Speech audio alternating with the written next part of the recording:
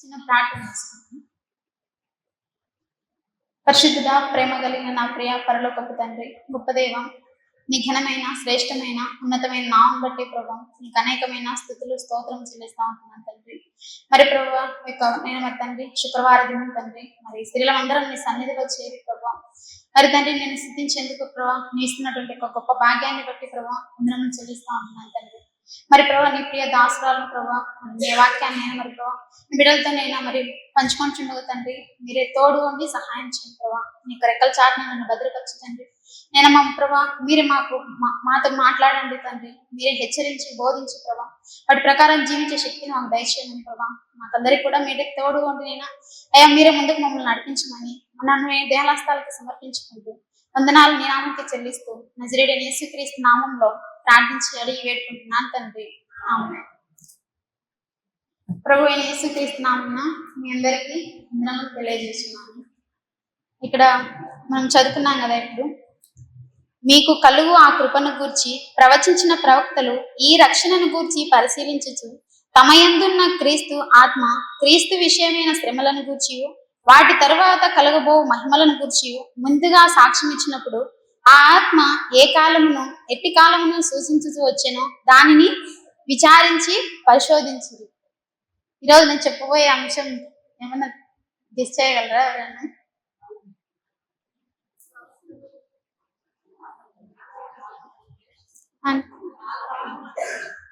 కాలములు కాదు, మహిమలు కూడా కాదు, శ్రమలు. నేను చెప్పబోయే థీమ్ వచ్చేసి శ్రమలు అంటే ఏంటి, ఎటువంటి శ్రమలు ఉన్నాయి, ఆ శ్రమల తర్వాత మనకు కలిగేటువంటి మహిమ ఏందండి, ఆ తర్వాత కలిగేటువంటి మహిమ. శ్రమలు అంటే ఏం చెప్తామండి మామూలుగా? శ్రమలు అంటే ఏంటి?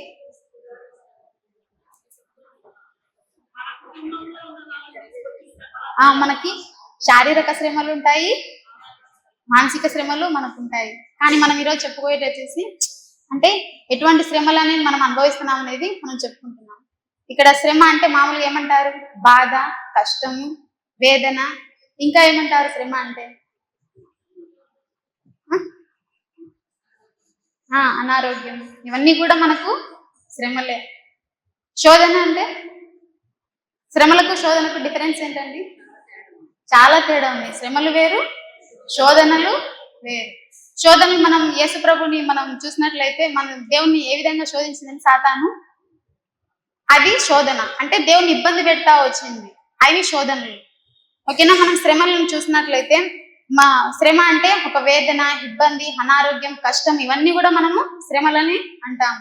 మనం ఎటువంటి శ్రమలు అనేది మనం చూసుకున్నట్లయితే మొట్టమొదటిగా మనం పాయింట్ చూసినట్లయితే ఇహలోకమైనటువంటి శ్రమలు. ఫస్ట్ పాయింట్ ఏంటండి? ఇహలోకమైనటువంటి శ్రమలు. యోహాను సువార్త 16వ అధ్యాయం 33వ వచనం చూడండి. యోహాను సువార్త 16వ అధ్యాయం 33వ వచనం చదువు.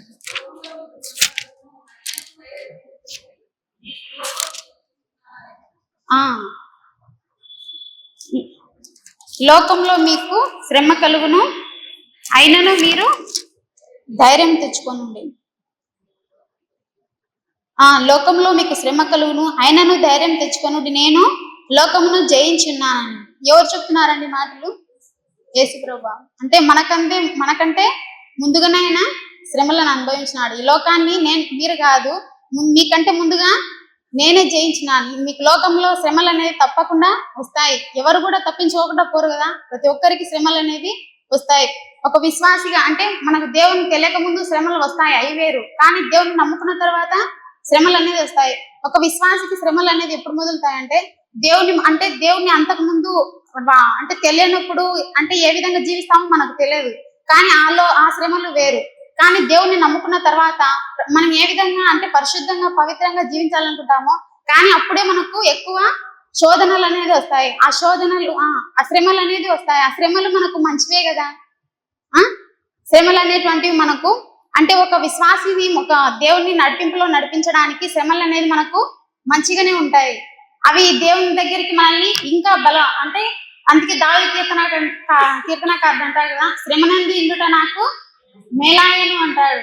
అంటే చూడండి, అంటే ఆ శ్రమ మనకు దేవుణ్ణి ఇంకా దగ్గర పరుస్తుంది. ప్రార్థనలో ఒకవేళ ఇంకా వెనుకబడి ఉంటే ఆయన ఇంకా మనము దగ్గర చేరువ చేయడానికి మనకు ఈ శ్రమలు అనేవి వస్తాయి.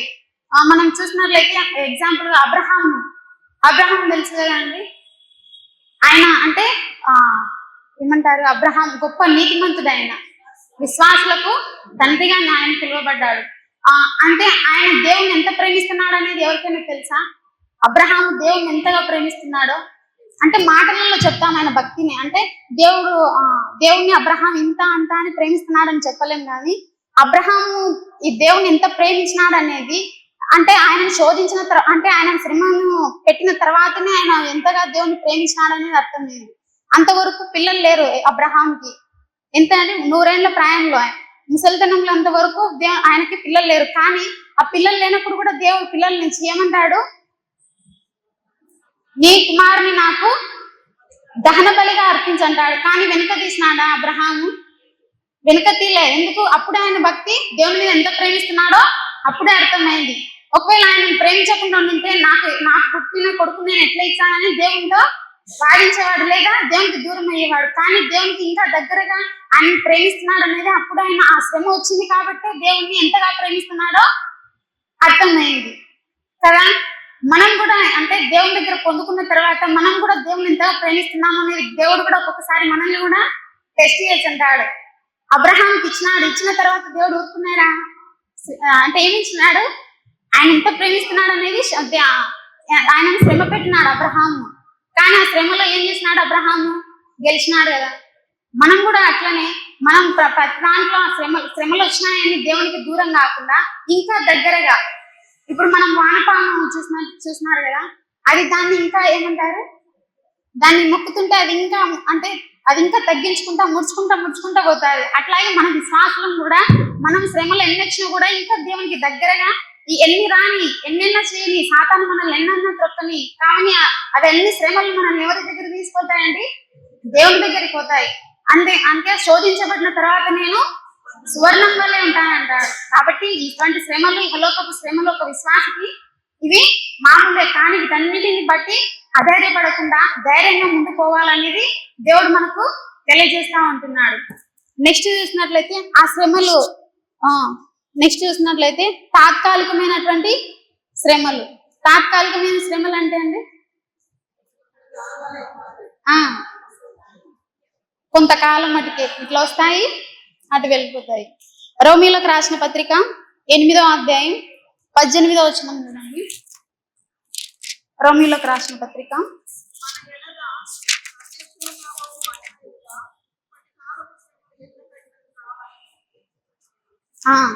మన ఏడల ప్రత్యక్షము కాబో మహిమ ఎదుట ఇప్పటి కాలపు శ్రమలు ఎన్న తగినవి కావని ఎంచుచున్నాను. ఏమంటా అండి? ఎన్న తగినవి కావు అంటే ఇప్పుడు వచ్చేటువంటి శ్రమలు మనకి అంటే బాధ ఈ లోకంలో మనకు బాధ కలుగుతుంది, కష్టం వచ్చాది, కన్నీరు ఉంటాయి, దుఃఖం అన్ని ఉంటాయి. కానీ అవి ఎంతవరకు అంట? కొద్ది మటుకే. ఆ కొద్ది మటుకులోనే మనం ఏ విధంగా ఉండాలి? దేవుని ఎదుట విశ్వాసంలో, ప్రార్థనలో, అన్నిట్లో మనం ఏ విధంగా ఉండాలండి? బలంగా ఉండాలా. దేవునికి అంటే కొంతమంది ఎట్లా అంటే శ్రమ వచ్చానే ఏం చేస్తారు? దేవుని విడిచిపెడతారు. నాకు దేవుడు లేడు, ఎవరు లేరు, నాకు ఇంత దేవుడు ఉంటే నాకు ఈ శ్రమ పెడతాడా? నేను ఆయన కొందరైతే చర్చి మానుకునే వాళ్ళు ఉన్నారు, కొందరు అంటే ప్రార్థన చేసే వాళ్ళు ఇట్లా అంటే ఒక్కొక్కరు ఒక విధంగా దేవుడు నాకు ఇచ్చేస్తేనే నేను దేవుని దగ్గరికి వస్తాను అని వింటారు. కానీ శ్రమ వచ్చినను అన్ని వచ్చినా కూడా అందుకే కదా, మరణమైనను ఖడ్గమైనను దుఃఖమైనను కరువైనను ఏవైనా కూడా దేవుని ప్రేమ నుండి మనల్ని ఎడబాపుతాయా? ఏవి కూడా మనం ఎడబాపవు. మరణమే మనల్ని ఎడబాపదు, మరి శ్రమలు మనల్ని ఎడబాపుతాయండి? ఏవి కూడా దేవుని దగ్గర నుండి మనల్ని ఎడబాపవు. యుగ యుగాల వరకు నేను మీతో సదాకాలం తోడై ఉంటా అంటున్నాడు. శోధన కాలంలో, శ్రమల కాలంలో మిమ్మల్ని అంటే ఏమంటున్నాడు? శ్రమ వచ్చిందంటే మీరు నన్ను విడిచిపెట్టకుండా దేవుణ్ణి అంటపెట్టుకున్నప్పుడు ఆయన మిమ్మల్ని ఆయన రెక్కల చాటున దాచిపెట్టుకుంటా అంటున్నాడు. రెక్కల చాటును దాచిపెట్టుకొని మిమ్మల్ని మహిమ ఎదుట ఆయన మీకు కలిగేటువంటి మహిమను ఆయన మీకు తెలియజేస్తా అంటున్నాడు. కాబట్టి ఇటువంటి శ్రమల దానికి మనం విశ్వాసములుగా దేవుని నమ్ముకున్న మనం బిడ్డలుగా ఉంటున్న మనము అన్యజనుల వల్లే, లోకస్తుల వల్లే కాకుండా, ఈ లోకస్తులు ఏమవుతారండి? శ్రమలు ఏమైనా వచ్చినాయంటే ఏం చేస్తారు? కృంగిపోతారు. ఇంకా ఏం చేస్తారు? అనారోగ్యం తెచ్చుకుంటారు. ఇంకా ఎటువంటి అంటే ఒకదానికొకటి తెచ్చుకుంటా ఉంటారు శ్రమలు వాళ్ళకి వచ్చినాయంటే. కానీ మనము దేవుని బిడ్డలంగా జీవిస్తున్న మనము వాళ్ళకు ఒక నిరీక్షణ లేదు, కానీ మనకు ఒక నిరీక్షణ అనేది ఉంది. ఆనాడు దేవుడు దేనికి శిల్పియో నిర్మాణకుడై ఉన్నాడో పునాదులు గల పట్టణం కొరకు అబ్రహాం ఎదురు చూసినాడు. ఆ విధంగానే మనం కూడా మనకు ఒక నిరీక్షణ అనేది దేవుడు ఇచ్చినాడు. కాబట్టి ఇహలోకమైనటువంటి వాటి మీద మనము అధైర్యపడవద్దని దేవుడు మనకు హెచ్చరిస్తా ఉంటున్నాడు. శ్రమల గుండా మీరు వెళ్ళినా కూడా నన్ను అంటిపెట్టుకొని ఉండండి, ఇంకా మీకు మేము తోడై ఉంటా అంటున్నాడు. కాబట్టి ఈ తాత్కాలికమైన శ్రమలకు భయపడకూడదని మనకు దేవుడు హెచ్చరిస్తా ఉంటున్నాడు. ఫస్ట్ ఏంటండి, ఇహలోకమైనటువంటి శ్రమలు. రెండవది చూసినట్లయితే తాత్కాలికమైనటువంటి శ్రమలు. నెక్స్ట్ చూసినట్లయితే శ్రమలలో మనకు ఓర్పు. ఏంటండి, శ్రమలలో మనకు ఓర్పు. రోమీలకు రాసిన పత్రిక 5వ అధ్యాయం 3-4 వచనములు చూడండి.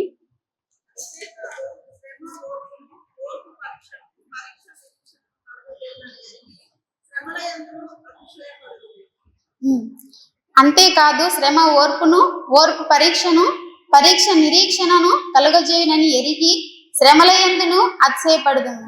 ఏంటండి, శ్రమ ఓర్పు పరీక్ష నిరీక్షణ కలుగజేయనని ఎరిగి ఈ శ్రమల యందు అతిశయపడుదును. ఏమంటున్నాడండి, శ్రమల యందు ఏ విధంగా ఉండాలండి, కృంగిపోమంటున్నాడా? కృంగిపోని అతిశయపడాలి. మనం శ్రమలు వచ్చినాయి, మనము అతిశయపడాలా. శ్రమ మనకు ఓర్పును తీసుకొని వస్తుంది కదా, ఆ ఓర్పు మనకి పరీక్షణ అనేది తీసుకొని వస్తుంది. కాబట్టి మనము శ్రమల యందు అన్నిటి యందు మనము ఓర్పుగా ఉండాలని చెప్తున్నాడు మనకి. మనము యోసేపు తెలుసా అండి మీకు? యోసేపు తెలుసా? ఇక్కడ చూడండి, తెలుసా అండి యోసేపు జీవితం ఎలాంటిది?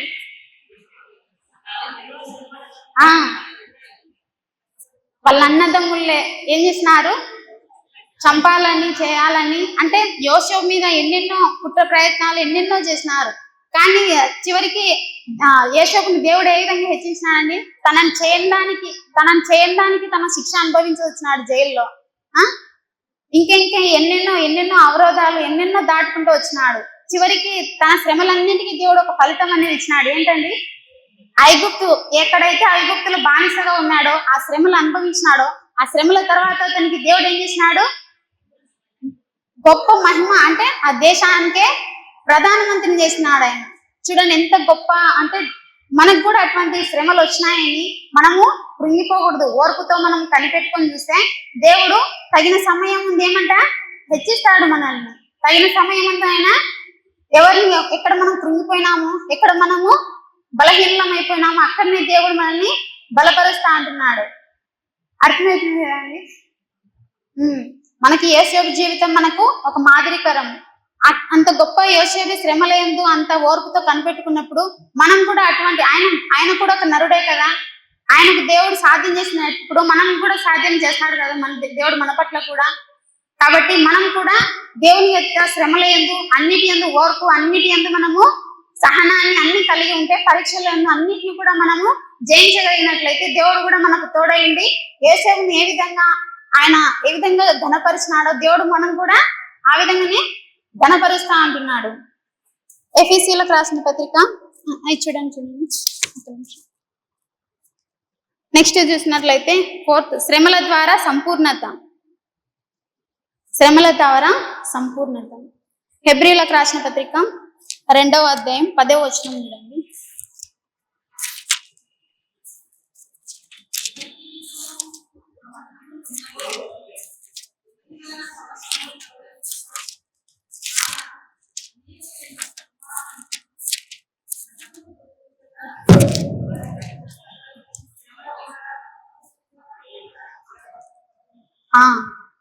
ఎవని నిమిత్తము సమస్తమును ఉన్నవో, ఎవని వలన సమస్తమును కలుగుచున్నవో, ఆయన అనేకులైన కుమారులను మహిమకు తెచ్చుచుండగా వారి రక్షణకర్తను శ్రమల ద్వారా సంపూర్ణునిగా చేయుట ఆయనకు తగునండి. ఫస్ట్ మనం ఏం చెప్తున్నామంటే ఎటువంటి శ్రమ, ఇహలోకమైనటువంటి లోకపు శ్రమలు. రెండవది తాత్కాలికమైనటువంటి శ్రమలు. మూడవది శ్రమల్లో మనకు ఓర్పు. నాలుగవది చూసినట్లయితే శ్రమల ద్వారా మనకు సంపూర్ణత. ఇక్కడ ఏమంటున్నానండి, ఎవరి నిమిత్తము సమస్తమును ఉన్నవో. ఎవరి నిమిత్తం అండి సమస్తం ఉండేది? దేవుని నిమిత్తం. సమస్తమును దేవుని నిమిత్తం ఉన్నది. ఎవరి వలన సమస్తమును కలుగుచున్నవో ఆయన అనేకులైన కుమారులను మహిమకు తెచ్చుచుండగా వారి రక్షణకర్తను శ్రమల ద్వారా సంపూర్ణునిగా చేయట ఆయనకు తగును. శ్రమల ద్వారా ఏం చేస్తాడంట అండి దేవుడు? సంపూర్ణునిగా. సంపూర్ణం అంటే అంటే పూర్తి, ఏ కొరత లేకుండా కంప్లీట్. శ్రమల ద్వారా ఆయన మనల్ని అంత సంపూర్ణంగా చేస్తా అంటున్నాడు. అంటే పరిపూర్ణం. అది ఎఫెసీయులకు రాసిన పత్రిక 3వ అధ్యాయం 13వ వచనం కదండి. ఎఫెసీయులకు రాసిన పత్రిక 3వ అధ్యాయం 13వ వచనం.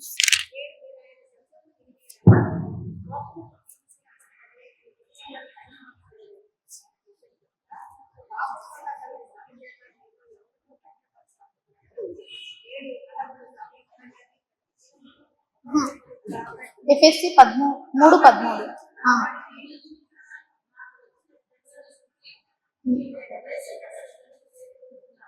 ఇది మీకు కాబట్టి మీ నిమిత్తమై నాకు వచ్చిన శ్రమలను చూసి మీరు అధైర్యపడవద్దని వేడుకొనుచున్నాను. ఇవి మీకు మహిమకరంలో ఉన్నాయి. అంటే ఒక విశ్వాస జీవితానికి ఏ విధంగా అంటే శ్రమలు మనకి సంపూర్ణునిగా చేస్తాయి. మనలో ఏవి ఉన్నా కూడా అంటే మనలో ఇంకా దేవుడు ఇంకా మనల్ని ఏం చేస్తున్నాడు, ఇంకా దేవుడు మనల్ని వాడుకోవాలంటే ఆయన మనల్ని ఏం చేస్తాడంటే ఇంకా నలుగొడతా ఉంటాడు. అంటే ఇప్పుడు ఏదైనా మనము దాన్ని చేయాలనుకుంటే కొలిమిలో దాన్ని మన రూపం వచ్చేంత వరకు దాన్ని ఏం చేస్తామండి, దాన్ని సానబట్టి దాన్ని చేస్తానే ఉంటాం కదా. ఎందుకు? మనం ఏర్పరచుకునేటువంటి రూపు మనకి వచ్చేంత వరకు. కాబట్టి దేవుడు మనల్ని కూడా ఆయన రూపంలో ఆయన పోలికలలో నిర్మించిన మనకు ఆయన శ్రమల ద్వారా సంపూర్ణంగా చేయాలంటే ఏం చేశాడంటే దేవుడు కొన్నిసార్లు శోధిస్తా ఉంటాడు, కొన్నిసార్లు శ్రమ పెడతా అంటాడు, ఇబ్బంది పెడతా అంటాడు. ఇంకొకసారి ఏమంటాడు, ఆయన బాధ పెట్టినను తన కృపా సమృద్ధిని బట్టి జాలి పడతా అంటున్నాడు. చెప్తాను కదా, బాధ పెడతాడు, మళ్ళీ ఆయనే జాలి పడతాడు. కాబట్టి ఆయన మనల్ని శ్రమల ద్వారా ఏ విధంగా చేస్తాడు?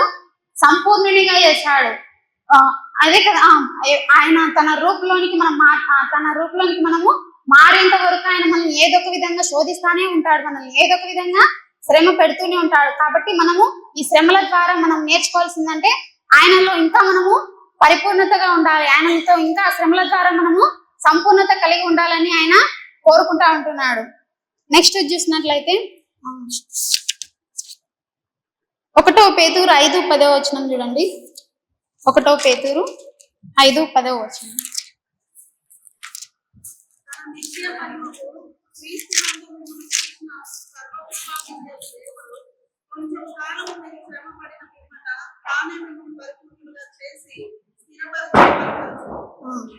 తన నిత్య మహిమకు క్రీస్తునందు మిమ్మల్ని పిలిచిన సర్వకృపానిధి యొక్క దేవుడు కొంచెం కాలం మీరు శ్రమపడిన పిమ్మట తానే మిమ్మును పూర్ణులుగా చేసి స్థిరపరిచి బలపరచును, యుగ యుగములకు ప్రభావం ఆయనకు కలుగును గాక. ఎంతవరకు అంటే అండి శ్రమలు మనకి కొంచెం కాలం మాత్రమే మనకు ఈ శ్రమలు అనేది కలుగుతూ ఉంటాయని దేవుడు మనకి చెప్తా ఉంటున్నాడు. తన నిత్య మహిమకు అంటే ఆయన నిత్య మహిమకు ఆయన పిలుచుకోవడానికి మనము కొంతకాలమే శ్రమ పడాలని చెప్తున్నాడు. దేవుడు కూడా శ్రమ పడినాడు కదండి. లోకంలోకి వచ్చినప్పుడు మనం పడాల్సిన శ్రమను, మనం పొందవలసిన గాయాలను ఎవరు పొందినారండి? దేవుడు పొందినాడండి. ఇప్పుడు మనకు వచ్చేది కూడా అదే కదా. ఇంకా లెంట్ డే స్టార్ట్ అయిపోయింది. ఏమంటారు? శ్రమల కాలం అంటారు కదా.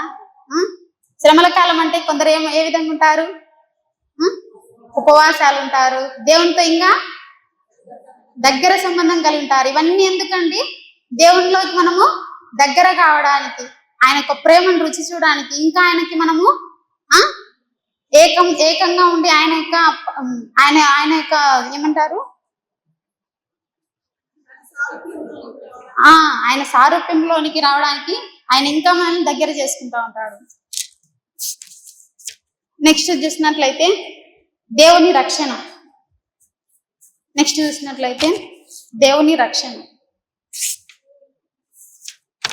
కీర్తనల గ్రంథం 46వ అధ్యాయం 1వ వచనం చూడండి. కీర్తనల గ్రంథం 46వ అధ్యాయం 1వ వచనం. దేవుడు మనకు ఆశ్రయమును దుర్గమునై ఉన్నాడు. ఆపత్కాలమున ఆయన నమ్ముకొనదగిన సహాయకుడు. దేవుడు మనకు ఆశ్రయమును దుర్గమునై ఉన్నాడు. ఆపత్కాలంలో ఆయన నమ్ముకొనదగిన సహాయకుడు. దేవుని రక్షణ అంటే అండి, దేవుని రక్షణ అంటే ఒక కంచె. ఆయన ఒక కంచె వేశాడు మన చుట్టూ.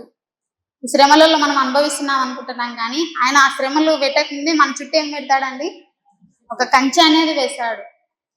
రక్షణ అనేది మనకైనా కల్పిస్తూ ఉంటాడు. ఆ రక్షణ ఏంటంటే మన విశ్వాసం ఏ విధంగా ఉండాలి, స్థిరంగా ఉండాలి. బుద్ధిమంతుని ఇంట్లో ఏ విధంగా ఉంటుంది, బుద్ధిహీనుని ఇంట్లో ఏ విధంగా ఉంటుంది. బుద్ధిమంతుని ఇంట్లో ఏ విధంగా ఉంటుంది అంటే బండ మీద పునాది వేయబడిన వాని వల్లే ఉంటుంది. బుద్ధిహీనుని ఇల్లు ఏ విధంగా ఉంటుంది, ఇసుకలో కట్టబడిన ఇల్లులా ఉంటుంది. ఇసుకలో ఇల్లు కడితే ఎంతసేపు ఉంటుంది అంటే అది గాలి వచ్చి వాన వచ్చి వరద వచ్చి ఏం ఉంటుంది, అది కొట్టుకొని పోతుంది. అదే పునాది మీద కట్టబడిన ఇల్లు అయితే ఏ విధంగా ఉంటుంది, ఏవి రాని ఎన్ని శ్రమలు ఏమి ఇచ్చినా కూడా అది పోదు, కదలదు, అసలు నిత్యం ఆమె స్థిరంగా ఉంటుంది. మనం కూడా దేవునిలో ఆ విధంగా ఉండాలని దేవుడు మనకు బోధిస్తూ ఉంటున్నాడు. దేవుని రక్షణ అనేది మనకు ఆ విధంగా ఉంటుంది. నీకు ఎన్ని వచ్చినా కూడా, గాలి తుఫాన్ వంటి సమస్యలు వచ్చినా, అసలు ఈ లోకంలో ఎవరు నిన్ను చూసినా చూడకపోయినా, ఎటువంటివి నీకు కలిగినా కూడా ఏమంటాను, మరణమైన జీవమైన అన్నింటిలో కూడా నేను నీకు తోడుగా ఉంటానని ఉంటాను. యుగ యుగాలు అంటున్నాడు దేవుడు. యుగ యుగాలు నేను నీకు సదాకాలము తోడై ఉంటా అంటున్నాడు. కాబట్టి దేవుని రక్షణ అనేది మన చుట్టూ ఉంటుంది. కాబట్టి మనము ఈ శ్రమలకు దేనికి కూడా మనం భయపడవద్దని దేవుడు, అధైర్యపడవద్దు, అన్నిటి యందు మనము ఓర్చుకొని సహించినప్పుడే దేవుడు మనకు మహిమ అనేది ఇస్తా అని చెప్తా ఉంటున్నాడు. దేవుడు మనకి మన విశ్వాసాన్ని కాపాడుకోవాలి. ప్రార్థనా జీవితాన్ని మనం కాపాడుకోవాలి. పరిశుద్ధమైన జీవితాన్ని మనము కాపాడుకుంటూ ఉండాలి. ఇవన్నీ కూడా మనల్ని దేవుని రక్షణ అనేది మన చుట్టూ ఉంటుంది. కాబట్టి అధైర్యపడకుండా మనము ఈ శ్రమలన్నిటి యందు ఓర్చుకొని ముందుకు సాగాలని దేవుడు కోరుకుంటూ ఉంటున్నాడు. ఇంకా మనకు ఏ విధంగా ఉంటాడండి, ఆయన మన శ్రమలలో ఏ విధంగా ఉంటాడు, ఆశ్రయంగా ఉంటా అంటున్నాడు కదా. దేవుడు మనకు ఆశ్రయమును దుర్గమునై ఉన్నాడు. ఆపత్కాలంలో ఆయన నమ్ముకున్న సహాయకుడు. ఆశ్రయం అంటే, ఆశ్రయం దుర్గం అంటే ఏది వచ్చినా కూడా మనం పోయి అందులో దాచిపెట్టుకుంటాం. అంటే ఏ కీడు ఏది కూడా రాకుండా మనం దాంట్లో దాచిపెట్టుకుంటాం. అంటే యెహోవా నామము బలమైన దుర్గము, నీతిమంతుడు అందులో ప్రవేశించి ఏ విధంగా ఉంటాడండి, సురక్షితంగా ఉంటాడు. కాబట్టి ఆయన నామము, ఆయన రక్షణ, ఆయన కంచె అనేది మన చుట్టూ, ఆయన బిడ్డలంగా ఉంటున్న మనకు ఎల్లప్పుడూ తోడుగా ఉంటుంది. మన భక్తుడు యోబు భక్తుడు తెలుసా అండి మీకు? యోబు భక్తుడు తెలియదా? యోబు గ్రంథం మొదటి అధ్యాయం చూడండి. యోబు ఎలాంటి వాడండి? యోబు యథార్థవంతుడు, నీతిమంతుడు, చెడుతనాన్ని విసర్జించిన వాడు, దేవుని యందు భయభక్తులు కలిగిన వాడు యోబు. కానీ ఆయనకి ఎటువంటి శ్రమలు కలిగినాయండి?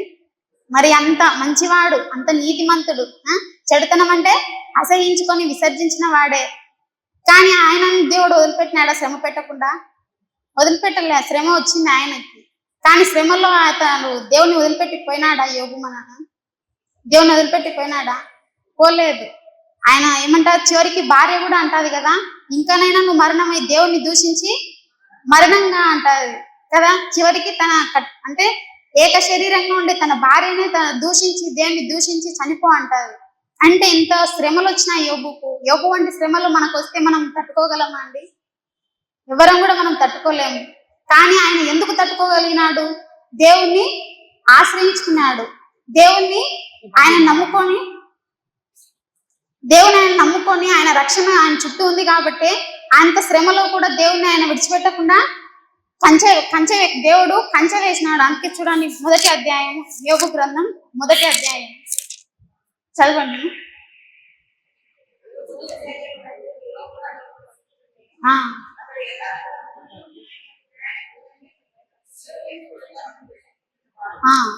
ఊజు దేశం నందు యోబు అని ఒక మనుషుడుండెను. అతడు యథార్థవంతుడును న్యాయవంతుడునై దేవుని యందు భయభక్తులు కలిగి చెడుతనము విసర్జించిన వాడు. తర్వాత చూసినట్టు ఒక నిమిషం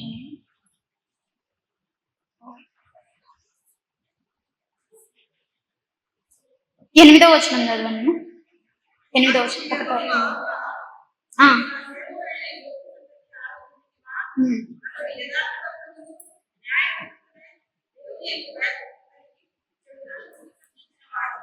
భూమి మీద అతడి వంటి వాడెవడును లేడు అని అడుగగా అపవాది, యోబు ఊరకయ్యే దేవుని యందు భయభక్తులు కలవాడాయన, నీవు అతనికిని అతని ఇంటి వారికిని అతని కలిగిన సమస్తమునకు చుట్టూ కంచె వేసి తిరిగదా, నీవు అతని చేతి పనిని దీవించుచుండుట చేత అతని ఆస్తి దేశంలో బహుగా విస్తరించి ఉన్నది. అపవాది చూడండి ఎంత భయము కదా, దేవుని బిడ్డ జల్లికి వచ్చే ఏమంటున్నాడు చూడు, నువ్వు ఊరకనే కంచె వేసినావా అంటున్నాడు. అంటే నువ్వు దేవుడు ఏం చెప్పినాడు, ఆజ్ఞ ఇచ్చినాడు, నేను ఇట్లా యోబును శోధిస్తా అంటుంటే పోయి వేయి అన్నాడు. కానీ అపవాది ఏమంటున్నాడు చూడండి, నువ్వు ఊరకయ్యే యోబు ఊరకయ్యే దేవుని యందు భయభక్తులు కలవాడైనా నీవు అతనికి ఇంటి వారికి అతనికి కలిగిన సమస్తమునకు ఏమంటాడండి, అతనికి కలిగిన సమస్తమునకు ఏం చేసినాడు, దేవుడు కంచె వేసినాడు. ఎంత గొప్ప అసలు చూడండి. ఒక దేవుని నమ్ముకున్న బిడ్డకి ఏవైనా మన దగ్గరికి రావాలంటే, ఒక రోగమైనా కూడా ఏదైనా కూడా మన దగ్గరికి రావాలంటే ఫస్ట్ ఎవరిని దాటి రావాలండి, దేవుని దాటి రావాలి. ఆయన వేసిన కంచె దాటినప్పుడే అపవాది మనల్ని ముట్టాడు. అంతవరకు అపవాది మనల్ని ముట్టుకునే అధికారం కూడా అపవాదికి లేదు. అపవాదిని వాని తలను దేవుడు ఏం చేసినాడు దేవుని మరణం అపవాదిని వాని తలను చితక కొట్టింది. మనము భయపడాల్సిన అవసరం లేదని దేవుడు మనకి చెప్తా ఉంటున్నాడు. ఎందుకంటే అపవాది తల కూరలు విరిచిపెట్టినాయి. ఇప్పుడు తలలో విషం ఉంటుంది, తోకలో ఏముంటదండి, అది ఊరికి ఆడిస్తా ఉంటది.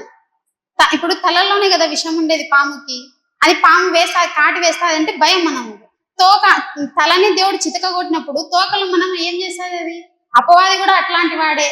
అపవాది కూడా మనల్ని భయపెడతాడు, బెదిరిస్తాడు, కానీ వాడు మనల్ని ఏం చేయలేడు. అపవాది కుతంత్రములను అపవాదిని తంత్రములను మనము ఒక విశ్వాసిగా ఎరగని వారం కాము కదా. ఒక విశ్వాసికములైన మనము ఆ దేవుని అపవాది తంత్రములను ఎరిగి ఉంటాము. ఎందుకంటే ఒక విశ్వాసికి ఒక శోధన లేదా శ్రమలు వస్తున్నాయంటే దేవుడు ముందుగానే కనిపెట్టుకుంటాడు, ఇది దేవుడి నుండి వచ్చిన శ్రమన, అపవాది వేస్తున్న శ్రమనాన్ని ముందే ఏమంటాడు, హెచ్చరిక పొందుకొని అతను భద్రత కలిగి ఉంటాడు, జాగ్రత్త కలిగి ఉంటాడు. కాబట్టి దేవుని బిడ్డలుగా ఉంటున్న మనకు అపవాది మన దగ్గరికి రావాలంటే దేవుని ముందు దాటి రావాలి. కాబట్టి మనం దేనికి శ్రమలకు కూడా భయపడాల్సిన అవసరం లేదు. నెక్స్ట్ చూసినట్లయితే సమస్యలో మనకు ఆశ్రయంగా ఉంటాడు, బలాన్ని మనకు ఆదరణనిస్తాడు. తర్వాత చూసినట్లయితే సమాధానం అనేది మనకు ఆయన అనుగ్రహిస్తా అంటాడు. ఫిలిప్పీలకు రాసిన పత్రిక 4వ అధ్యాయం 6-7 వచనాలు చూడండి. ఫిలిప్పీలకు రాసిన పత్రిక 4వ అధ్యాయం 6-7 వచనం.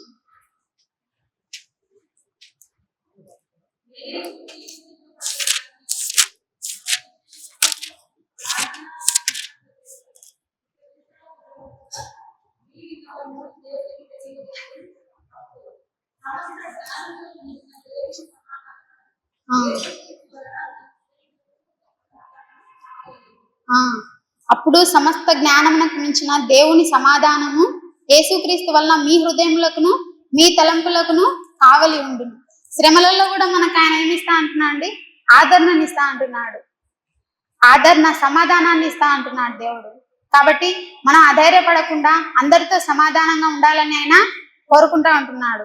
నెక్స్ట్ చూసినట్లయితే శ్రమల గుండా వెళ్ళినప్పుడు మనము భయపడకూడదు. ఇప్పటికి ఎన్నైనాయండి, ఎన్ని శ్రమలు? ఫస్ట్ ఏంటి, హలోకమైనటువంటి శ్రమలు, తర్వాత తాత్కాలికమైనటువంటి శ్రమలు, తర్వాత శ్రమలలో మనకు ఓర్పు, తర్వాత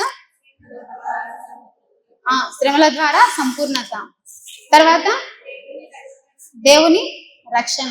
ఇప్పుడు నెక్స్ట్ చూసినట్లయితే ఎన్నోదండి, 6.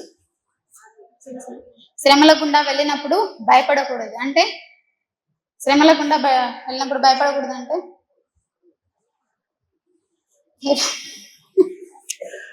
భయపడకూడదు. మొదటి పేతురు 4వ అధ్యాయం 12వ వచనం చూడండి. మొదటి పేతురు 4వ అధ్యాయం 12వ వచనం.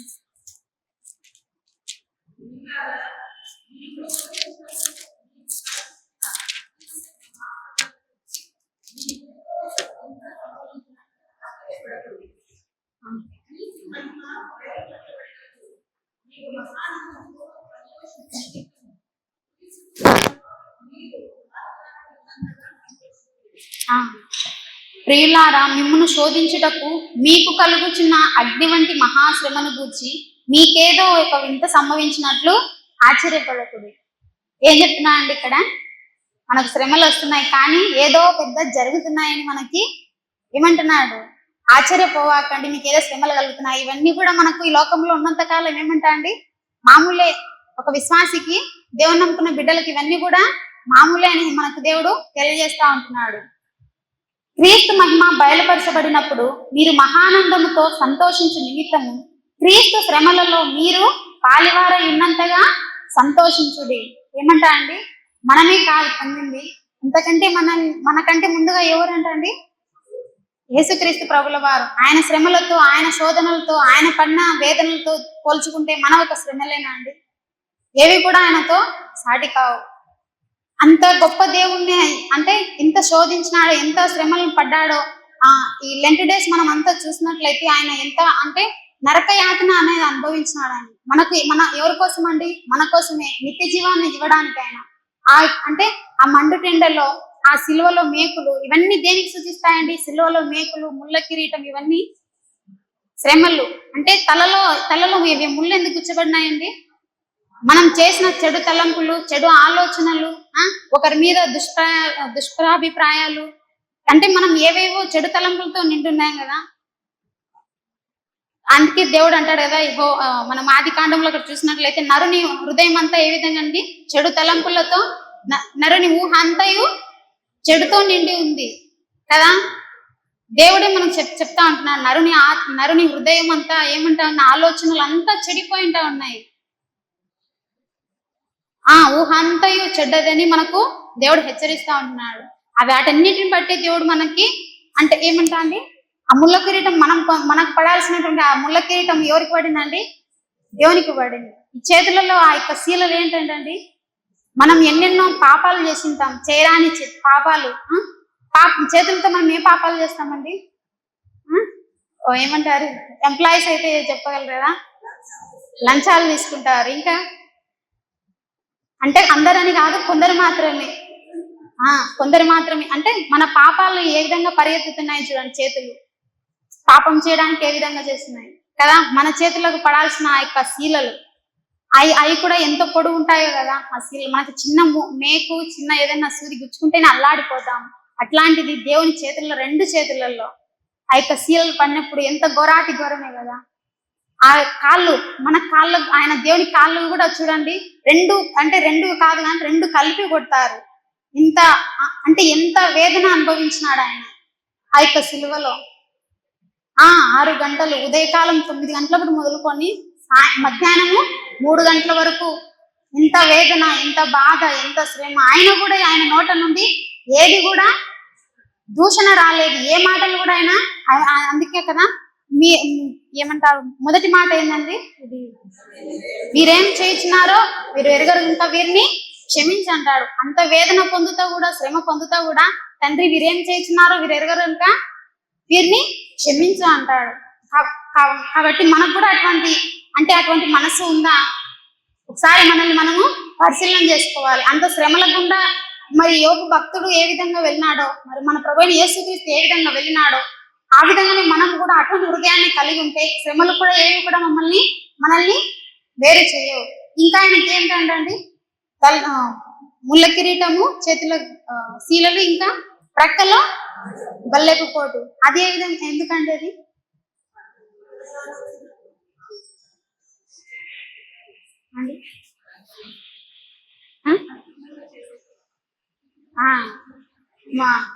ఏమంటే పొరుగు వారికి చేసే పాపాలు, ఇతరుల మీద మనం చేసే ద్రోహాలు, దుష్ట తలంపులు, ఇవన్నీ ఎవరికి? అపవాది. అపవాది మనలో ప్రేరేపించినప్పుడు మనం ఇవన్నీ చేయగలం. దేవుని ఆత్మ మనలో ఉన్నప్పుడు పాపానికి మనము చోటు ఇవ్వము కూడా. అసలు ప్రార్థన చేసేవాడు పాపం చేయలేడు, పాపం చేసేవాడు ప్రార్థన చేయలేడు. ఇది ఖచ్చితంగా సత్యం. ఎందుకంటే ప్రార్థనలో ఉన్నవాడు పాపం చేయాలంటే భయం పుట్టుకొస్తారు. పరిశుద్ధాత్మతంలో ప్రేరేపిస్తూ ఉంటారు, చెయ్యాకని. కానీ కొందరు ఎట్లా అంటే దేవుడు హెచ్చరిస్తున్నా కూడా ఏమంటారంటే మనసాక్షిని చంపి పాపం చేసే వాళ్ళు ఉన్నారు కదా అండి. వాత వేయబడిన వారే మనసాక్షి కలిగిన ఉన్నారు. అందుకే ఒక్కసారి వెలిగింపబడిన తర్వాత మరలా ఆ పాపపు స్థితిలోని మనం చేసినట్లయితే మరలా మనం కొత్త జీవితం అనేది మనకు రాదండి.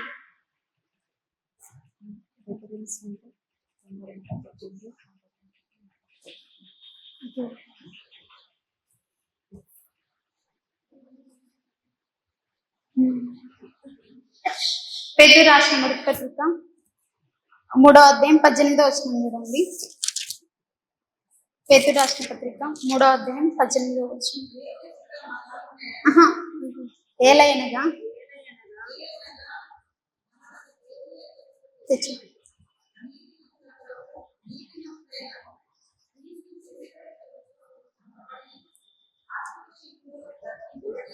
పాపముల విషయంలో ఒక్కసారే శ్రమపడండి. ఏలైనగా మనలను దేవుని యొద్దకు తెచ్చుటకు ఏంటంటే అండి, దేవుని యొద్దకు మనల్ని తెచ్చుటకు అనీతిమంతుల కొరకు నీతిమంతుడైన మన ప్రభు అయిన యేసుక్రీస్తు వారు ఒక్కసారే శ్రమపడినారు. ఎటువంటి వారం అంట అండి, మనము అనీతిమంతుల కొరకైన మన కొరకు నీతిమంతుడైనటువంటి మన దేవుడు ఒక్కసారే సిలువలో శ్రమపడ్డాడు. మనము ఇక్కడ పాత నిబంధన కాలంలో చూసే పాపం చేసినప్పుడు ఏం చేస్తారంట అండి, వాళ్ళు పాపం చేసినప్పుడు ఇది ఏమంటారు, ధర్మశాస్త్రాల ప్రకారము పాపం చేసినప్పుడు రక్తం అర్పించాలంటే కోడెల రక్తం కానీ పొట్టేల రక్తం కానీ పావురపు పిల్ల ఆ రక్తాన్ని అర్పిస్తారు.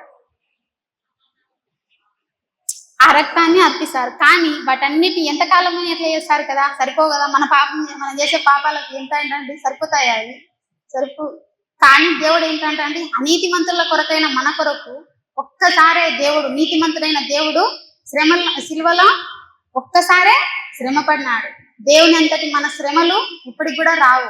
వచ్చినప్పుడు ఆయన మనకి తోడై ఉంటాడు. శోధన కాలంలో, శ్రమల కాలంలో కూడా నేను నీకు తోడై ఉంటా అంటున్నాడు. అదే 4వ అధ్యాయం మొదటి నుంచి చూడండి. పేతురు రాసిన మొదటి పత్రిక 4వ అధ్యాయం మొదటి నుంచి చూడండి. అతి మనస్సును ఆయుధంగా ధరించుకొనుడి. శరీర విషయంలో శ్రమపడిన వారు శరీరమందు జీవించు మిగిలిన కాలము ఇక మీదట మనజాసలను అనుసరించి నడుచుకొనక దేవుని ఇష్టానుసారంగానే నడుచుకొనున్నట్లు పాపముతో జోలి ఇక నేమీ లేక ఉండును. క్రీస్తు శరీరం మందు ఒక్కసారే శ్రమపడినాడండి. శరీర విషయంలో శ్రమపడిన వాడు శరీరమందు జీవించు మిగిలిన కాలము ఇక మీదట మనుజాసలను అనుసరించి నడుచుకొనక దేవుని ఇష్టానుసారంగానే నడుచుకున్నట్లు పాపం జోలికిగా పోకూడదు.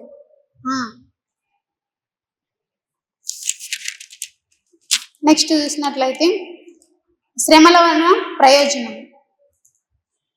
వలన మనకు ప్రయోజనం. కీర్తనల గ్రంథం 119వ అధ్యాయం 71వ వచనం. కీర్తనల గ్రంథం 119వ అధ్యాయం 71వ వచనం.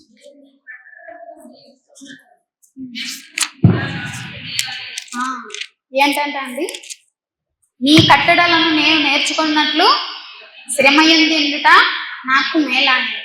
ఏమంటా అండి, అది శ్రమ ఎందుట కట్టడలను అనుసరించినట్లు అంటే దేవుని వాక్యాన్ని ఆ వాక్య ప్రకారం జీవించడానికి ఆయనకి ఏమొచ్చిందంట అండి, శ్రమ వచ్చినా కూడా ఆయనకి ఏం చేసిందంట అండి, మేలు. మనం కూడా దేవుని వాక్యంలో ఇంకా ఎదగడానికి, ఎక్కడ బలహీనంగా ఉంటున్నామో అక్కడ దేవుడు మనల్ని బలపరచడానికి శ్రమను తిండటం నాకు మేలాయనని మనం కూడా చెప్పుకోవాలి. శ్రమ మనకి మేలుని ఇస్తుంది, ఓదార్పుని ఇస్తుంది, ఇంకా దేవునికి మనల్ని దగ్గరగానే చేరువనే చేస్తుంది. కాబట్టి మనకు శ్రమ మేలే అని దేవుడు మనకి హెచ్చరిస్తూ ఉంటున్నాడు. అదే విధంగా చూసినట్లయితే 2వ కొరింథీ 4:17 చూడండి. 2వ కొరింథీ 4:17. 2వ కొరింథీలకు రాసిన పత్రిక 4వ అధ్యాయం 17వ వచనం.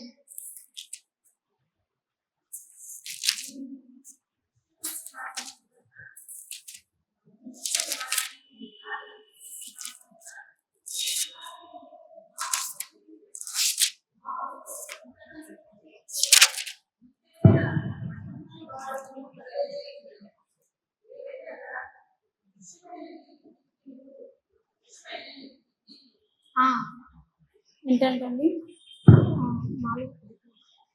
మేము దృశ్యమైన వాటిని చూడక అదృశ్యమైన వాటిని నిదానించి చూచుచున్నాం కనుక క్షణమాత్రముండు మా చులకని శ్రమ మా కొరకు అంతకంతకు ఎక్కువగా నిత్యమైన మహిమ భారమును కలుగజేయుచున్నది. ఎలైనగా దృశ్యమైనవి అనిత్యములు, అదృశ్యమైనవి నిత్యములు. ఈ శ్రమలు కూడా మనకి ఏ విధంగా ఉంటాయంటే మహిమకరంగా ఉండడానికైనా ఇవన్నీ కూడా మనకు పెట్టా అని చెప్తా ఉంటున్నాడు. శ్రమల వలన ప్రయోజనం అంటే ఏంటంటే ఇది శ్రమలు ఏ విధంగా ప్రయోజనాన్ని ఇస్తాయి మనకు?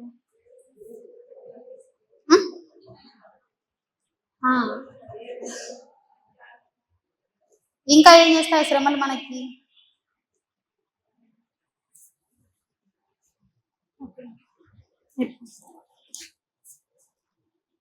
మనం కొందరు భక్తుల్ని మనం బైబిల్లో భక్తుల్ని చూసినట్లయితే యోబు భక్తుడైతే, అబ్రహాం భక్తుడైతే, మోషే చూసినారా అని హెబ్రీయులకు రాసిన పత్రికలో మనం చూసినట్లయితే ఏమంట అంటే మోషే నత్తివాడు కానీ దేవుడు ఎట్లా ఎన్నుకున్నాడు ఆయనని?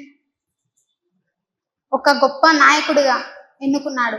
ఆ ఎన్నుకున్నప్పుడు ఏమంటాడు? హెబ్రీయులకు రాసిన పత్రిక చూడండి 11వ అధ్యాయం 24వ వచనంలో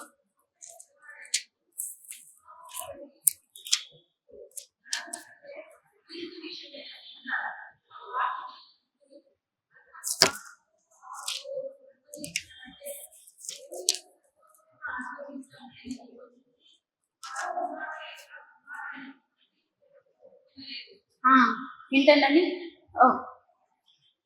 విశ్వాసమును బట్టి ఐగుప్తు ధనము కంటే క్రీస్తు విషయమైన నింద గొప్ప భాగ్యమని ఎంచుకొని అల్పకాలం పాపభోగం అనుభవించుట కంటే దేవుని ప్రజలతో శ్రమ అనుభవించుట మేలని యోచించి ఫరో కుమార్తె యొక్క కుమారుడాన్ని అనిపించుకుంటకు ఒప్పుకొనలేదు కదా. మోషే కూడా శ్రమపడ్డాడు దేవుని యందు.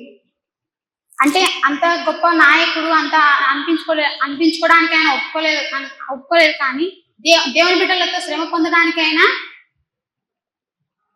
ఒప్పుకున్నాడు.